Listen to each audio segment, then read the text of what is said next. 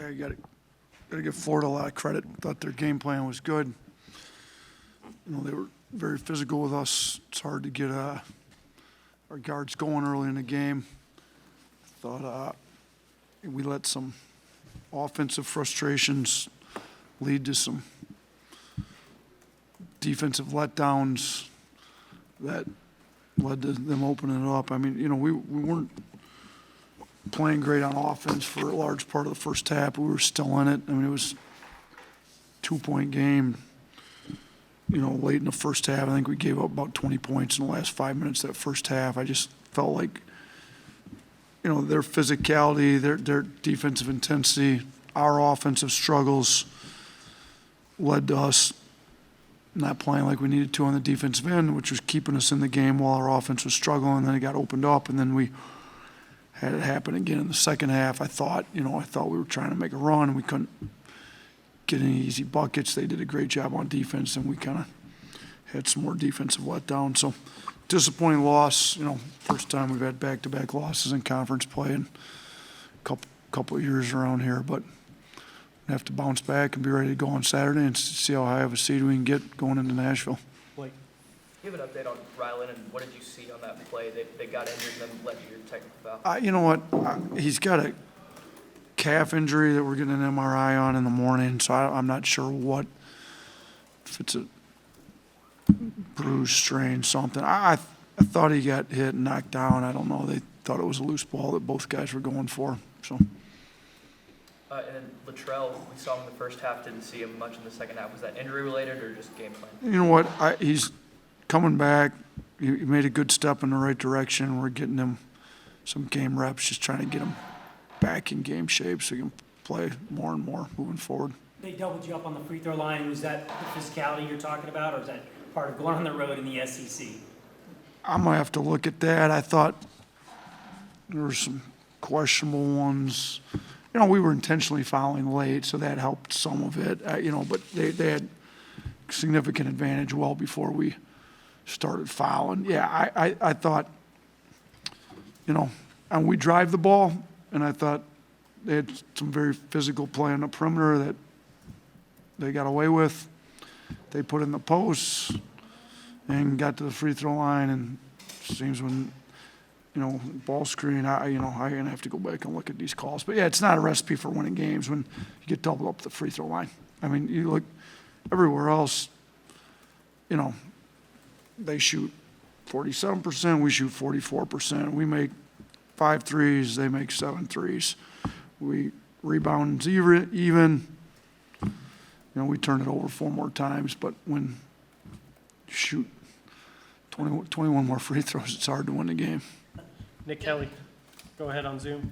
Guys, I said raise your hands, please. Yeah, Nate, you've had some moments where defense has been better against Tennessee than tonight, but then just some lapses that we've seen throughout the season. How do you get some of those good defensive moments over a longer period of time from these past 2 games?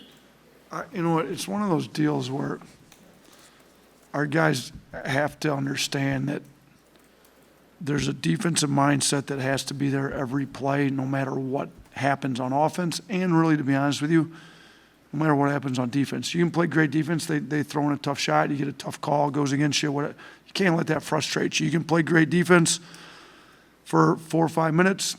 Offense isn't going well. You have a couple turnovers. You miss some open shots. Like, that can't frustrate you if you're really a defensive-minded team. And right now we got too many guys get frustrated and then have too many letdowns. Blake?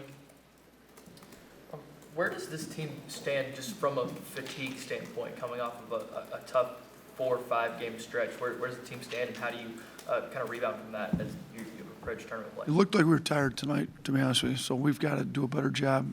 We're off tomorrow. They need to get rested, get in with the trainer, get a bunch of treatment, make sure we're not going too hard Thursday, Friday, get their bodies, minds fresh, ready to play Saturday, and then get ready to try to make a run in Nashville. Any thoughts about the atmosphere tonight, and did the crowd noise play into maybe some of the turnovers in the first half, or how you guys executed? Or?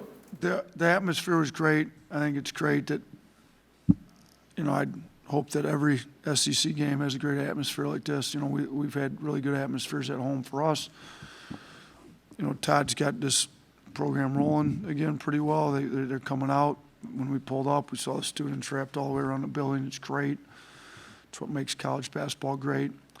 I don't know if it had anything to do with the turnovers or not, but when they needed some stops, the crowd got behind them, and it certainly looked like it helped them. I talked to our team, whether the 11,000 people, 15,000 people are for you or against you, it shouldn't really affect your focus and your effort, but it certainly looked like it did tonight in the wrong way for us. Tony on Zoom. Yeah, you had that shooting slump from three, and it kind of looked like you guys got away from shooting threes. Was that something that they were doing more, or was that maybe a lack of confidence just because they weren't going in? What would you see from that? And they did a good job running us off the line, being super physical, not, really even letting us get open, like when they able to hand check like they were, and you can't beat anybody, you don't collapse any help. And, we weren't able to we don't want to take bad threes. So if you can't get some help and kick them to open shooters or get open on some screens, when they're super physical on off-ball screens and on our drives, it's just hard to create threes. So, we probably took a couple bad ones and we weren't shooting them well. And I did think we passed up a few we probably should have taken early in the second half. But they did a good job. Their game plan was well. They're super physical with us and worked out well tonight for them. Two more. Nick Alvarez. Yeah, kind of touched on the fouls already, but with Grant fouling out again, is there a coaching point there for him, or is it just kind of trying to navigate, what the refs called that night? I'm going to have to look at the fouls. I thought last game there were some cheap ones. I thought this game there was some cheap ones. I don't know. I got to look at them. If we can make some teaching points, we need to, because we need him in the game longer, and he's been able to stay in the game these last two games. Last one, Jack. Yeah, Nate, I think 5 floor players in double figures tonight. I know Will Richard was someone you said you wanted to kind of lock in on. I think he had 23 points. Was that something they were kind of doing differently, or was just that down to some of that lack of energy that kind of ended up defensively for you guys? Yeah, I thought that they got out in the break. Yeah, I look at, I'll have to look at what our analytics had, but fast break points were 27-8 on them. I'd have to see how many of those he got. We didn't do a very good job in transition. Our guys weren't getting back. Points off turnovers, 17-7. So they turned us over, got stuff in transition. He got loose. I didn't think we did a terrible job on him in the half court all the time. I think he hit one off a kick out that we weren't supposed to be helping on. So we had a few screw ups, but yeah, he's played well against us both times. We probably did a little better job on Clayton, maybe. He still ended up with 22, but he got 15 of them at the free throw line last game. He got 16 threes off. We did a better job making sure he didn't get threes off, but he kind of lived at the line tonight.